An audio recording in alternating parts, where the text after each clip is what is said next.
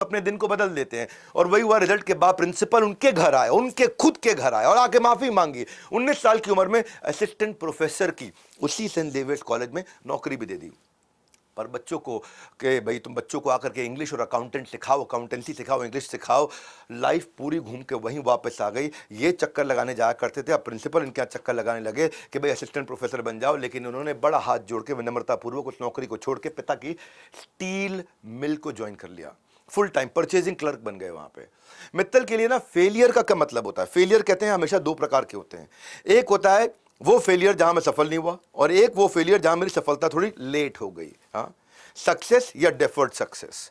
जहां मैं फेल हो गया उसमें ढूंढूंगा लर्निंग क्या है, वो सक्सेस। जहां मेरे फेलियर में सक्सेस डिले हो गई उसको बोलते हैं डिलेड सक्सेस। तो ये दोनों चीजों को सक्सेस मानते हैं, फेलियर किसी को मानते नहीं। एक होता है कि भाई 3 महीने में काम होना चाहिए तो 9 महीने में हुआ, उसको फेलियर नहीं बोलते, उसको क्या बोलते हैं? Delayed success.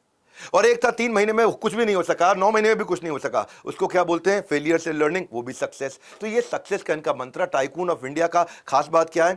इसके लिए मैं आपको एक बात बता दूं, सारी खास बात बताने से पहले आपके लिए खास बात यह है, रोज सुबह 8 बजे का अलार्म लगा लो, क्योंकि लेजी वाला संडे अब बनेगा लर्निंग वाला संडे।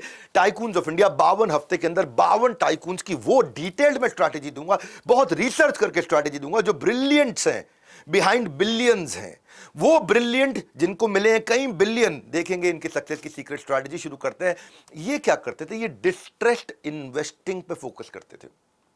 जो बर्बाद हो रहा हो वहां से मैं अपनी आबादी को कैसे निकालूं, उसको बर्बादी से बाहर करूं और उसको मैं आबाद करूं। मित्तल को आज क्या बोलते हैं? Acquiring state owned steel company. ये सरकारी स्टील की कंपनियां जो चला नहीं पाती सरकारें, जो सरकारें खुद चलाना चाहती थी वो नहीं चला सकती, उसको खरीदने की कोशिश करते हैं। ये देखते हैं भाई कि कंपनी अभी लॉस मेकिंग है, चलो मेरे को टैक्स का भी बेनिफिट मिल जाएगा, क्यों? मैं लॉस बुक करूंगा तो सरकार को अपने को टैक्स नहीं देना पड़ेगा। इसके लिए उन्होंने एक टीम तैयार करी। इस टीम को बोलते हैं M&A की टीम, मर्जर्स एंड एक्विजिशन की टीम।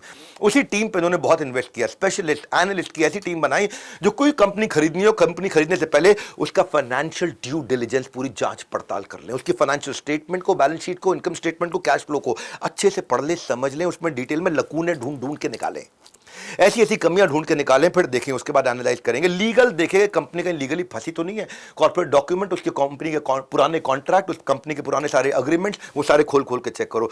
ऑपरेशंस चेक करो कि बिजनेस का प्रोसेस फ्लो कैसा है, उसमें अगर वेस्ट है उसको खत्म करके स्पीड ला सकता हूं क्या, सप्लाई चेन को पीछे की बेहतर कर सकता हूं क्या, टेक एंड इंफ्रास्ट्रक्चर के कारण मैं क्या कुछ माल जल्दी बना सकता हूं, उसकी स्पीड बढ़ा सकता हूं, उसकी कॉस्ट घटा सकता हूं, कंपनी की लिक्विडिटी, उसके पास कैश फ्लो आने की संभावना क्या है, उसकी मैन पावर में आज कितना दम है, उसके परचेज एग्रीमेंट्स पीछे से कैसे बने हुए हैं, फंड कैसे लेना है मुझे, क्या मुझे अपने प्रॉफिट से पैसा इन्वेस्ट करना है या बाजार से कर्जा लेना है। तो एक ऐसी टीम तैयार करी इन्होंने।